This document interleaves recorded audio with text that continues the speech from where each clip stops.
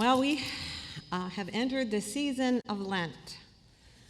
The Mardi Gras parade floats have been put away for another year, and we have shared ashes as a reminder of the gift that life is, whatever the number of our days. Now, this tradition of remembering Lent this season goes back to the first centuries of the church, when the early church would baptize new followers, new believers, on Easter Sunday. And they would take 40 days leading up to that celebration as a time of self-reflection, as a time of preparing for the changes that this commitment was going to make in a person's lives.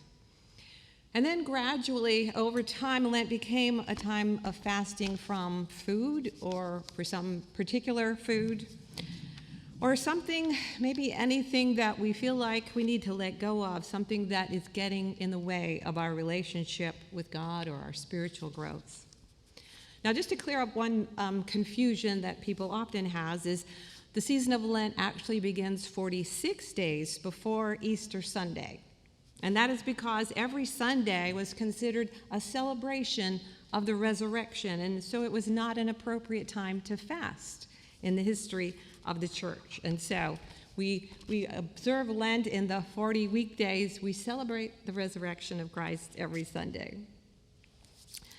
Now, through our scripture readings today, we'll be looking at the path that Jesus walked, the path that takes him to the cross. As Walter Bergerman describes it, we are on the road again in Lent, walking the way of Jesus to Jerusalem for the big showdown with the authorities, with the church and state. And this idea of being on a journey as a comparison to our spiritual life, well, it begins in the Bible with the departure of Abraham and Sarah in the book of Genesis. They're called by God to leave the safe place where they live, to go to find a new land. They are given a new name. They are blessed by God to be a blessing to those around them. And as we just read this morning, a wandering Aramean was our ancestor. The journey begins long ago, and then it takes us to the journey of Christ. So the season of Lent sets us on our path, on this journey towards remembering the path that Jesus walked in his life, in his death, and then finally to the meaning that comes from the resurrection. So this week we begin, our scriptures invite us into the wilderness. Jesus is led into a desert wilderness to be tempted. And our story begins with those interesting words, Jesus was led up by the Spirit into the wilderness to be tempted by the devil, which seems a strange thing to suggest. The Spirit would lead Jesus into the presence of evil to experience temptation. But we continue through this story and we find that it's 40 days of preparing for all of the temptations that life would bring as he went on his journey. But so far, Jesus has experienced a lot of, good moments. He was raised in a happy, loving family. He had good training in the synagogue. He'd studied the scriptures, and he'd had this wonderful moment of affirmation from God in his baptism. And then the Spirit leads him into the wilderness. And alone in the desert wilderness, he fasts for 40 days and 40 nights, and he is famished. Now, 40 days is important because in the Old Testament, 40 days is symbolic of something that momentous is about to change. We know that the rain fell on the earth for 40 days and 40 nights that led to a great flood. And Moses fasted alone in the presence of the Lord for 40 days and nights on Mount Sinai as he gathered the 10 Commandments. And Elijah fasted for 40 days and 40 nights as he fled to Mount Oreb and encountered God in that still, small voice. And the people of Israel wandered in the wilderness for 40 years. So Jesus, fasting for 40 days, places him in the company of the prophets, of the great leaders of the past. And in this desert experience, he is forced to face the temptations that he would continue to encounter on the difficult road that his life would take.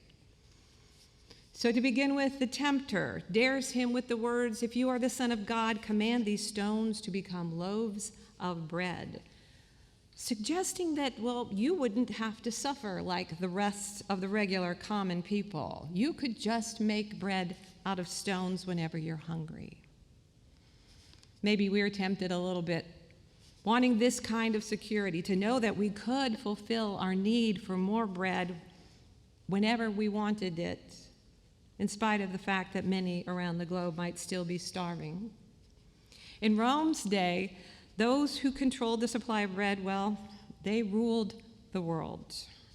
And Jesus understood that the means by which we obtain our bread matters as much as the bread that we eat, whether those means are just and life-giving and sustainable.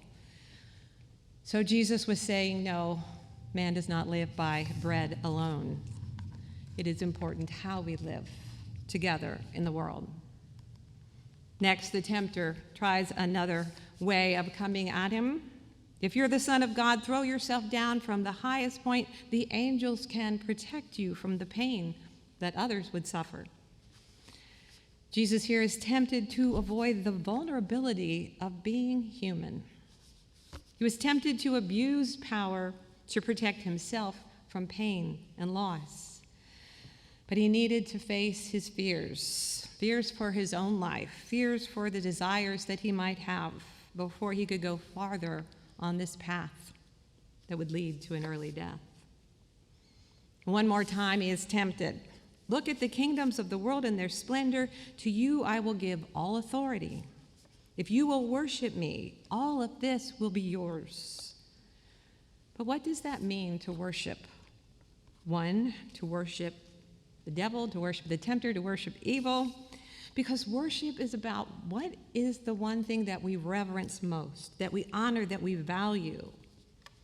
In this temptation, Jesus is called to agree on a value system that the tempter offers. With the whole world in his grasp, he rejects the offer. For to worship evil does not mean joining a group that says we worship Satan. This offer to worship what is evil is an invitation to choose power of coercion over God's power of compassion, to use lies and manipulation rather than truth, honest persuasion. To worship what is evil is to trust in the power of violence over love. Because the truth is, we worship the power that we believe controls the world. What do we truly believe is the power at the heart of this life that we live? So Jesus turns down the tempter's offer to have all the kingdoms of the world if he would just step off this dangerous, vulnerable path of love, to worship the power that sets fear into the hearts of all who see it. If, like Jesus, our goals are instead to find justice, to find compassion in this world, then it also matters the means that we use to get there. So this story of what Jesus went through brings us to the question of what are our temptations in our life, in our complicated world? Because we too want to protect ourselves and our loved ones from harm and hunger by sometimes whatever means necessary. But that problem means that in order to live that way, we have to believe that God uses whatever means are necessary just to get the results that we want. We're tempted to believe that the God that called Jesus and the God that Jesus called Abba, well, must love us more than others and wants us to protect ourselves, even if it's at the expense of others. We too are tempted, as Jesus was, to believe that the God we worship uses coercive power and wants us to do the same. So during Lent, we take these temptations seriously, and we make an intentional effort to change something, maybe to let go of some element of our daily routine that we have taken for granted, things that we believe that we can't live without when we can. Often through history, people have chosen to give up meat or sugar, some excess, alcohol, luxuries that feel like necessities. But this year, Maybe we could give up some of the things that we have been taught, things that just don't seem to add up. We could give up the comfort of certainty in order to embrace the mystery of God. So during this season of Lent and the weeks ahead and this time together, we want to think about what it would look like to give up some of the lines that we draw around Christianity. What is essential? What is not essential? What are different ways to understand this life of faith that we walk together? One example will be understanding our understanding of atonement. How is it that God reconciles humanity to God's self through Jesus Christ? For 2,000 years of Christian history, the church has explained this idea of atonement really in many different ways, with many different metaphors and scriptures. And some of the theories sound simple, but sometimes when we peel back what is being said, we find a message that might actually be damaging to children and to adults as well. Is God an angry God who demands innocent blood? Did God trade Jesus' life for ours? This year, during this time of Lent, we want to explore these questions, these metaphors, these images, these ideas that we have taught, and maybe opening our tight hold on our certainty and listening for the Spirit to breathe new life into our understanding of our faith. Now, Sarah Betsy writes about this experience of Lent and thinking and changing. Just learning about and practicing Lent turned out to be one of the ways the Spirit helped me to unlearn and relearn God in the wilderness and God with us. Embracing Lent taught me how to hold room for the full experience of being human in this world and in God's love. We have to be committed to unlearning the unhelpful, broken, sometimes unredemptive or incomplete images we have of God if we want space to relearn the goodness, the wholeness, the joy of this loving God that we encounter in Jesus Christ. So this year, Lent is about both unlearning and learning some of these aspects of faith that we hold dear.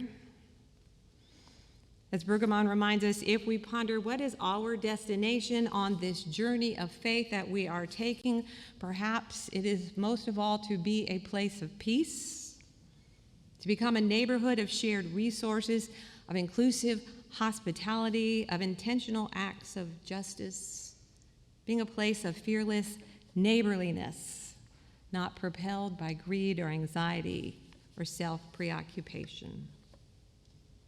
Lent is one way God can teach us how to let go of the things that aren't serving us or serving the world well, to embrace new understandings and new practices and prayers that reorient us to God's grace and love and faithfulness as we walk through the valleys of the wilderness, of the dangers and difficulties of life, as we walk the path that Jesus walked, that we know now will take us to the resurrection. So together in the weeks ahead, we will continue to consider what we want to hold on to and what we want to let go of.